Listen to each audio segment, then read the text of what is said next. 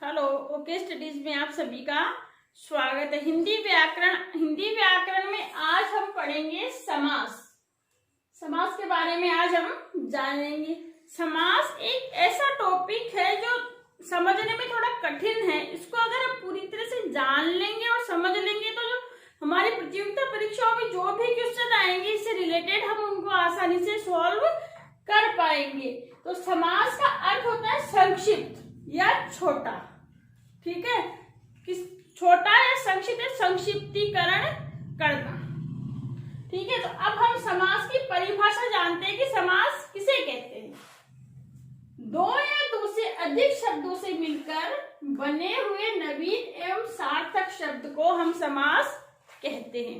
अर्थात जब दो शब्द मिलकर एक शब्द सार्थक शब्द का निर्माण करते हैं तो वो होता है समास। अर्थात दो शब्दों के द्वारा, समास में क्या होता है कि दो शब्द मिलकर एक सार्थक शब्द का निर्माण करते हैं और उस सार्थक शब्द के द्वारा अधिक अर्थ निकलता है। अर्थात कम शब्दों के द्वारा अधिक अर्थ निकलता है, वो होता है समास। उदाहरण जैसे राजपुत्र। ठीक है, तो राजा का पुत्र ये हो गया। तो इसको संक्षिप्त करके कर दिया, छोटा करके कर दिया है राजपुत्र।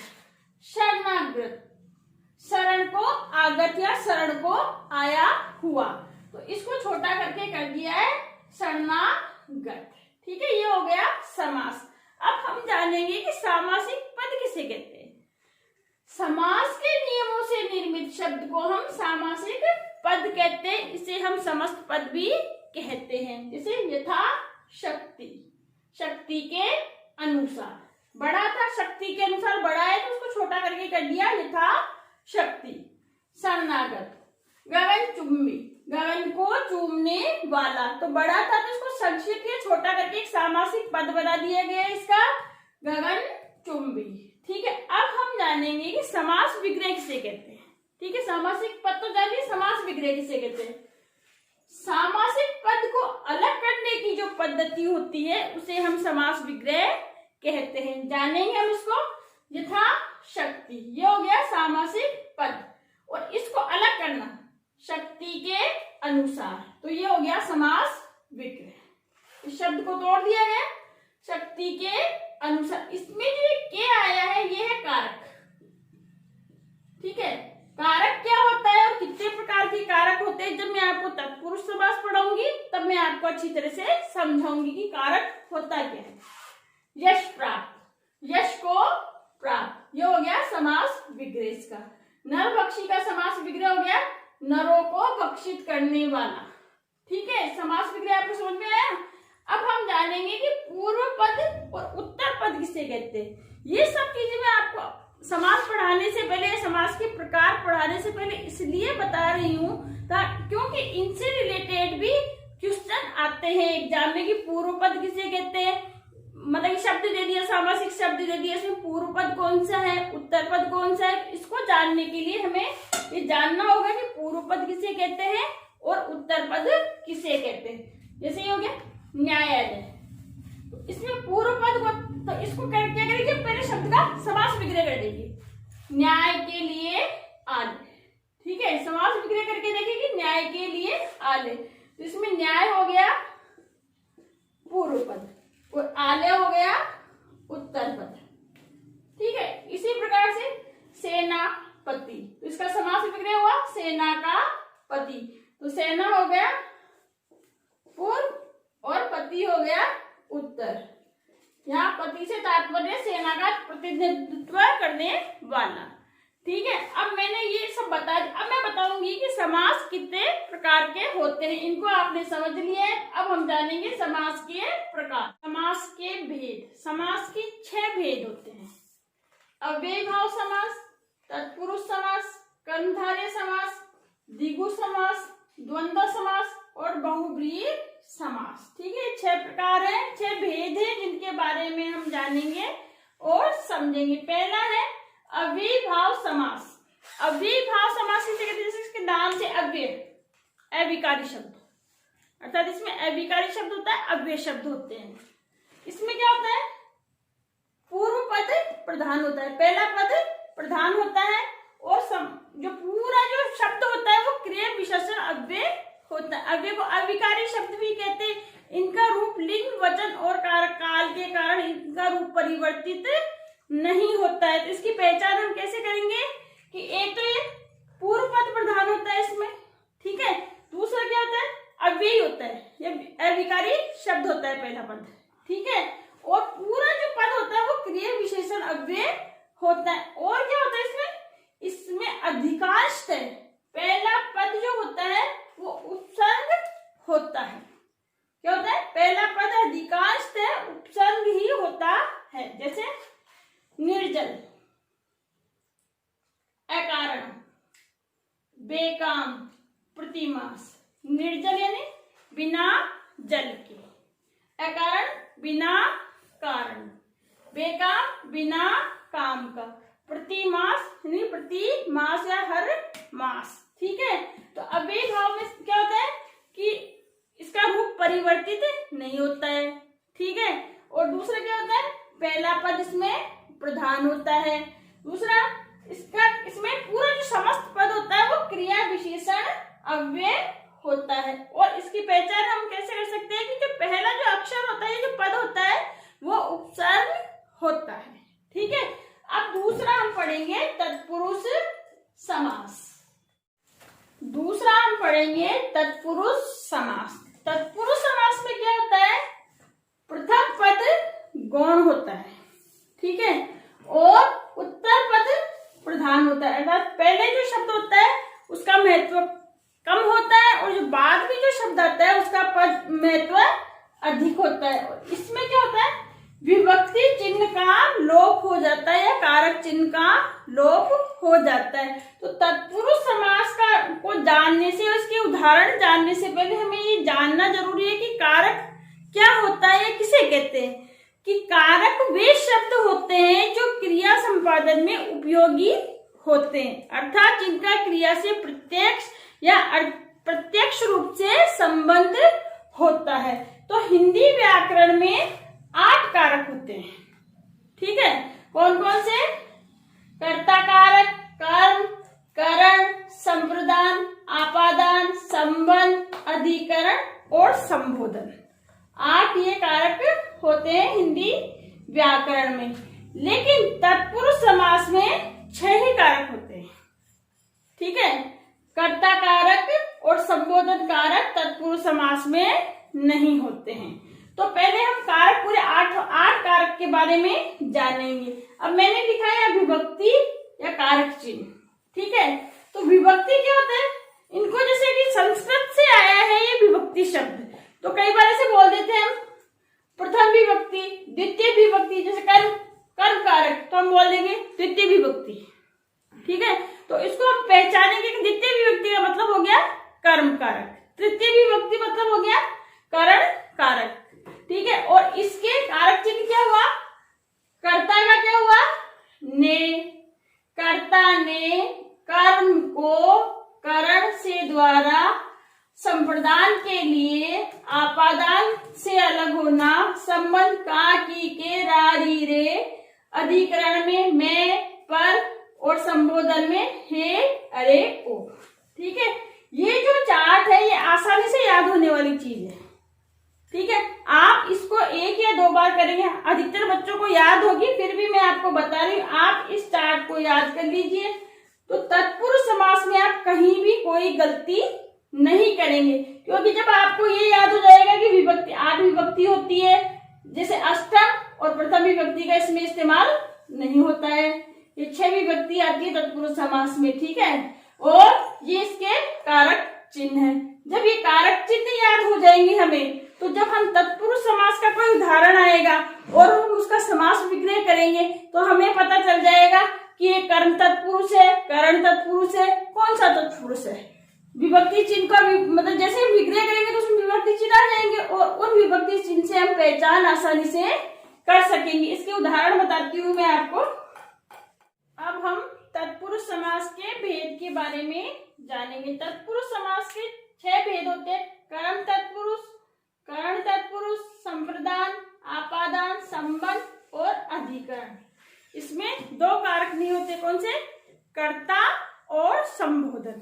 ठीक है, तो पहला हम जानेंगे कर्म तत्पुरुष। कर्म तत्पुरुष में को कारक चिन्ह का लोप हो जाता है, अर्थात जो सामासिक पद या समास पद होता है, जब हम उसका समास विग्रह करते हैं तो उसमें, और जब सामासिक पद का निर्माण होता है तो को कारक चिन्ह का लोप हो जाता है। जैसे मुंह तोड़, ये हो गया सामासिक पद, मुंह को तोड़ने वाला, तो इसमें को कारक चिन्ह या विभक्ति चिन्ह का लोप हो गया। दूसरा पक्षधर, पक्ष को धारण करने वाला, तो को विभक्ति चिन्ह का लोप है इसमें। जितेंद्रिय, जीत लिया है इंद्रियों को जिसने। ठीक है, ये हो गया कर्म तत्पुरुष। दूसरा है करण तत्पुरुष। करण तत्पुरुष में क्या होता है? से और द्वारा विभक्ति का लोप हो जाता है। ठीक है, ये माध्यम होता है, ये वाला जो से होता है ये माध्यम होता है, कारण होता है। रेखांकित, रेखा से अंकित या रेखा के द्वारा अंकित।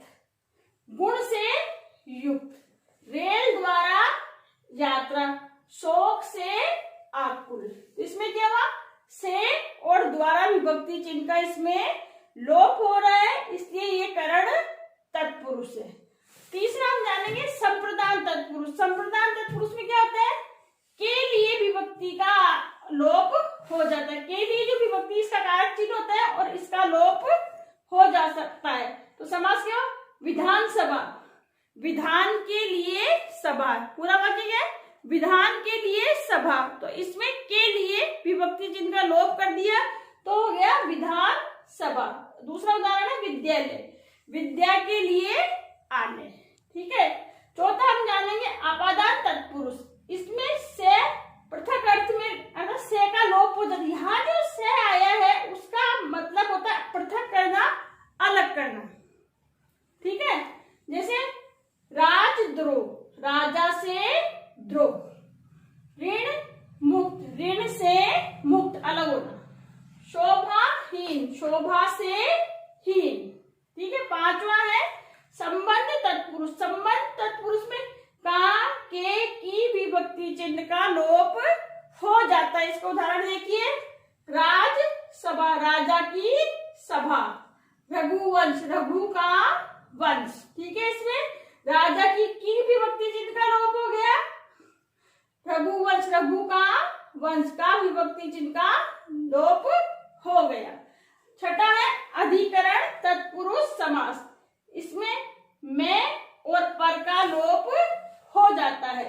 जैसे नरों में श्रेष्ठ, आप पर बीती, सिर में दर्द। ठीक है, तो इनको पहचान करने के लिए कि कौन सा संप्रदान तत्पुरुष है, आपादान तत्पुरुष है, संबंध तत्पुरुष है, तो हमें कारक चिन्ह याद रखने होंगे। और जब भी कोई सामासिक पद आएगा हम उसका विग्रह करेंगे, विग्रह करने पर कारक चिन्ह आ जाएगा तो हम पहचान जाएंगे कि ये कौन सा तत्पुरुष समास है। ठीक है, अब हम दूसरे नंबर पर पढ़ेंगे, नंबर 3 पर है कर्मधारय समास। कर्मधारय समास में क्या होता है? उत्तर पद का अर्थ प्रधान होता है, अर्थात जो पूर्व पद होता है उसका अर्थ गौण होता है और उत्तर पद का अर्थ प्रधान होता है। इसमें क्या होता है कि जो पद होते हैं उनमें विशेषण विशेष्य का भाव अंतर्निहित होता है, उपमान उपमेय का भाव अंतर्निहित होता है। अर्थात जो शब्द होते हैं उनमें या तो विशेषण और विशेष्य की होता है, ऐसा लगता है। जैसे कि उदाहरण से आपको इसको समझाती हूँ, नील कमल, ये हो गया कर्मधारय समास का उदाहरण। इसको जानेंगे हम, इसका समास विग्रह करेंगे तो हो जाएगा नीला है कमल। ठीक है, अब इसमें क्या हुआ? नीला क्या हो गया? विशेषण, विशेषण, और कमल क्या हो गया? विशेष्य। जब मैंने आपको विशेषण पढ़ाया था तो मैंने बताया था कि विशेष्य क्या होता है और विशेषण क्या होता है। कि जब विशेषण, जिसकी विशेषता बताई जाती है वो हो गया विशेषता, और जो विशेषता बताई जाती है वो होता है विशेषण। तो यहाँ नीला विशेषण हो गया और कमल विशेष्य हो गया। तो जब विशेषण और विशेष्य का भाव अंतर्निहित होता है तो वहां कर्मधारय समास होता है। दूसरा देखते हैं हम, चंद्रमुखी, चंद्रमा के समान मुख। तो इसमें किसे जानेंगे, इसमें समान बताए, चंद्रमा क्या हो गया, उपमान, उपमान किसकी तुलना की गई, चंद्रमा के समान, तो चंद्रमा हो गया उपमान, मुख, मुख हो गया उपमेय। ठीक है, इसमें क्या होता है, विशेषण होता है, पहला शब्द विशेषण होता है अधिकांशतः।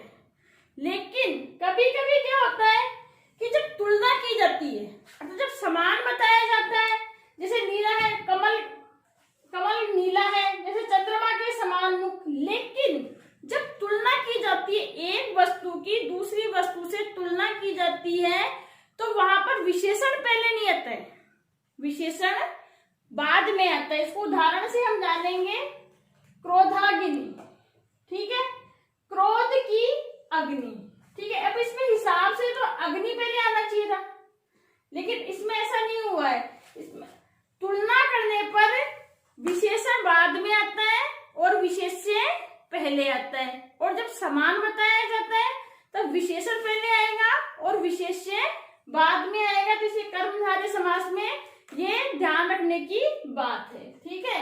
अब चौथे नंबर पर हम जानेंगे द्वंद्व समास।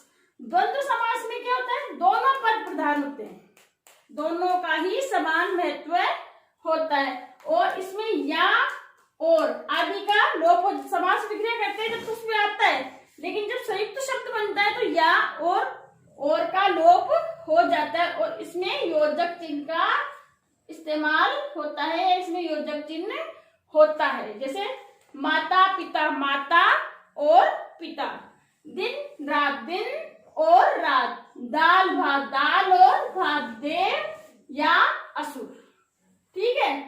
तो पांचवें नंबर पर है द्विगु समास। द्विगु समास में क्या होता है, पहला पद संख्यावाचक होता है। ये हमेशा याद रखने की बात है कि द्विगु समास में जो पहला जो पद आएगा वो संख्यावाचक हो जाएगा, और संख्यावाचक आते ही हम पहचान जाएंगे कि द्विगु समास है, और इसका दूसरा पद प्रधान होता है, और इसमें क्या समूह का भाव होता है, जो शब्द आता है उसमें समूह का भाव प्रकट होता है। उदाहरण से जानेंगे, पंचवटी, 5 वृक्षों का समूह, पंचवटी। नवरत्न, 9 रत्नों का समूह।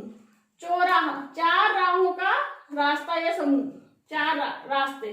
त्रिफला, 3 फलों का समूह, ठीक है। तो इसमें क्या होता है, पहला पद संख्यावाचक होता है और समूह का भाव प्रदर्शित होता है, और दूसरा पद इसमें प्रधान होता है। ये हो गया द्विगु समास। छठे नंबर पर हम जानेंगे बहुब्रीहि समास। बहुब्रीहि समास में क्या होता है, दोनों पद ही गौण होते हैं, अर्थात दोनों में से कोई से भी जो पद होता है वो प्रधान या मुख्य नहीं होता है। इनमें जो पद होता है उसका अर्थ अलग ही निकलता है, तीसरा ही इसका अर्थ निकलता है। ना प्रथम शब्द का अर्थ महत्वपूर्ण होता है, ना द्वितीय शब्द का अर्थ महत्वपूर्ण होता है, इसमें तीसरा ही अर्थ निकलता है। तो बहुब्रीहि में क्या याद रखना है कि दोनों पद प्रधान नहीं है, अर्थ अलग ही निकलता है। इसको हम जानेंगे। पीतांबर, पीला है अंबर जिसका, ठीक है, जिसके पीले वस्त्र धारण कर रखे हैं, पीला है अंबर किसका, तो कौन, विष्णु, विष्णु भगवान पीले वस्त्र धारण करते हैं, तो इसका तीसरा ही अर्थ निकला पीतांबर। तो पीले वस्त्र धारण करने वाले कौन हो गए, भगवान विष्णु। तो इनके दोनों का ही अर्थ नहीं निकला, ये अर्थ तीसरा ही आया। लंबोदर, लंबा है उदर जिसका, कौन, गणेश, ठीक है। अनंत, बिना अंग के, कामदेव। गोपाल, गायों को पालने वाला यानी कृष्ण। दशानंद, 10 है आनंद जिसके यानी रावण। कपीश्वर, कपी का है जो ईश्वर, हनुमान। तो इसमें क्या, दोनों पद ही प्रधान नहीं है, दोनों ही गौण है, और तीसरा ही अर्थ इसमें निकल कर आता है, ठीक है। मैंने आपको समास के पूरे 6 भेद पढ़ा दिए, मैंने आपको छोटे से छोटे रूप में पढ़ाने का प्रयास किया है। मैं समझती हूँ कि आपको समझ में आया होगा। अगर आपको कोई भी ऐसी शिकायत होगी हमें ये चीज नहीं समझ में आई, तो आप कमेंट बॉक्स में लिख सकते हैं। मेरे वीडियो को लाइक करें, शेयर करें और सब्सक्राइब करें। Thank you.